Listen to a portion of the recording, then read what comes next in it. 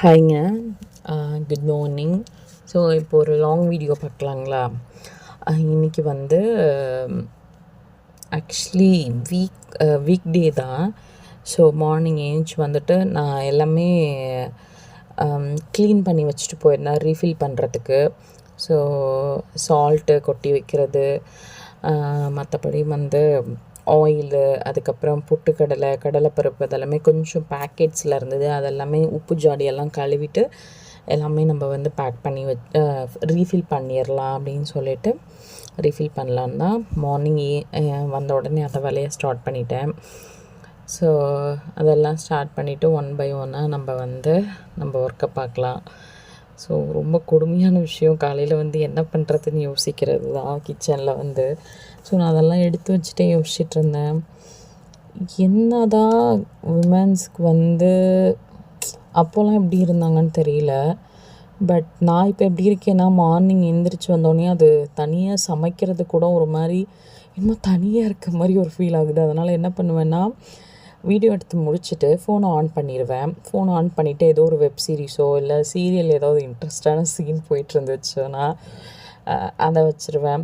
இப்போ வந்து சீரியல் பார்க்குறது வந்து விஜய் டிவியில் வர சீரியல் மட்டும் கொஞ்சம் நான் பார்ப்பேன். ஸோ அதில் என்னென்னா அழகோ அழகு, அதுக்கப்புறம் இந்த அய்யனார் துணை ரெண்டுமே பார்ப்பேன்.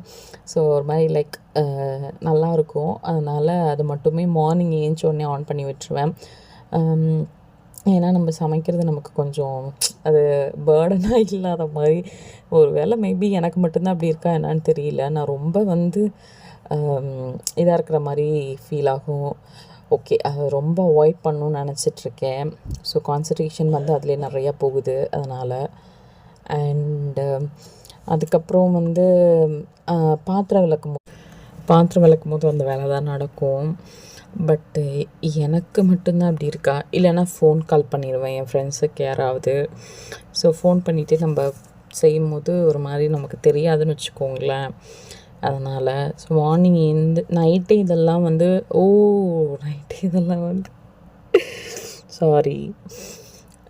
நைட்டு இதெல்லாம் வந்து பண்ணிவிட்டா நமக்கு வந்து கொஞ்சம் மார்னிங் எழுந்திரிச்சு இது கொஞ்சம் ஃப்ரெஷ்ஷாக இருக்க மாதிரி இருக்கும் கவுண்டர் டாப்பே. ஸோ அதெல்லாமே அந்தந்த இடத்துல அரேஞ்ச் பண்ணி வச்சுட்டு அதுக்கப்புறம் ஸ்டார்ட் பண்ணால் கரெக்டாக இருக்கும். நான் நைட்டே வந்து என்ன பண்ணிட்டேன்னா, அடை மாவுக்கு வந்து பருப்பு எல்லாமே ப்ரோட்டீன் தோசைக்கு வந்து பருப்பு எல்லாமே ஊற வச்சுட்டேன். அடை மாவு வேறு, ப்ரோட்டீன் மாவு வேறு. நிறைய ப்ரோட்டீனாக கொண்ட கடலை, பச்சை பயிறு, கடலைப்பருப்பு இதெல்லாம் கொஞ்சம் நிறைய போட்டு நைட்டு ஊற வச்சுட்டு, நம்ம இது வந்து புளிக்க தேவையில்ல, இன்ஸ்டண்ட்டாக ஊற்றுற ஒன்று தான். ஸோ அதை வந்து நல்லா இப்போ வந்து வாஷ் பண்ணிக்கிட்டேன். நைட்டே வாஷ் பண்ணி தான் சோக் பண்ணேன், இருந்தாலும் இப்போ ஒரு டைம் வாஷ் பண்ணி எடுத்துக்கிட்டேன். ஸோ இந்த அளவுக்கு தான் வந்து பண்ணியிருக்கேன். முழு ராகி, கம்பு, கடலைப்பருப்பு, உளுத்தம்பருப்பு, கருப்பு கொண்ட கடலை அது தனியாக ஊற வச்சுருக்கேன். பச்சை பயிறு, கருப்பு கொண்ட கடலையும் தனியாக ஊற வச்சுருக்கேன். ஸோ இதெல்லாமே கொஞ்சம் வெந்தயம், நீங்கள் பச்சரிசி வேணால் போட்டுக்கலாம். நான் இந்த டைம் பச்சரிசி எழுந்தாலும் புழுங்கரிசி வந்து போட்டிருக்கேன். ஸோ ஆன் பண்ணிவிட்டு நம்ம உப்பு போடணுன்னா உப்பு போட்டு கூட, நம்ம காரத்துக்கு வேணுன்னா அதிலே காஞ்ச மிளகாய் கூட போட்டுக்கலாம். உங்களுக்கு தேவைன்னா போட்டுக்கலாம், இல்லைன்னா வேண்டாம். ஸோ போட்டுட்டு நல்லா மைய அரைச்சிடுங்க. மைய அரைக்க வேணாம், தோசைக்கு ஊற்றுற மாதிரி கொரப்பாக அரைச்சிருங்க போதும். ஸோ அந்த மாதிரி ஆட்டி இந்த பதத்தில், தோசை மாவு பதத்தில் நீங்கள் எடுத்துக்கலாம். உங்களுக்கு சப்போஸ் புளிச்சு தான் சாப்பிட்ணும் போல் இருந்தீங்கன்னா ஒன்றும் ப்ராப்ளம் இல்லை. ஒரு 1 ஹவர் விட்டு கூட நீங்கள் யூஸ் பண்ணிக்கலாம், அதுவுமே நல்லாயிருக்கும். பட் இது வந்து ஒரு நாள் மினிமம் போச்சுன்னா, இன்னொரு நாள் 2 நாள் யூஸ் பண்ணலாம். மற்றபடி அதிக டைம் யூஸ் பண்ணால் அது நல்லா நுரைச்சி நல்லா புளிச்சிரும். ஸோ அது வந்து அன்ஹெல்தி ஃபுட்டாக மாறிடும். ரொம்ப புளிச்சிருச்சுன்னா, ஓரளவுக்கு இங்கே இருந்துச்சுன்னா போதும். இது வந்து எங்களுக்கு ரொம்ப பிடிச்ச ஒன்று. ஸோ பிள்ளைங்க நல்லா விரும்பி சாப்பிடுவாங்க. ஆக்சுவலி இது ஒரு 2-3 சாப்பிட்டாவே நல்லா ஃபில் ஆகிடும். ஏன்னா ரொம்ப ஹெவியாக இருக்க மாதிரி ஃபீல் ஆகும். அது கூட இன்றைக்கி என்ன பண்ணியிருக்கேன்னா,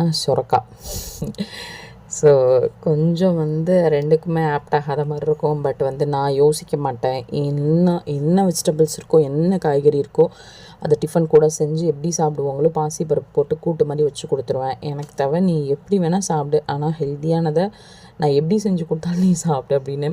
கொஞ்சம் டேஸ்டியாவும் செஞ்சு குடுத்துட்டா பிள்ளைங்க நல்லா விரும்பி சாப்பிட்ருவாங்க.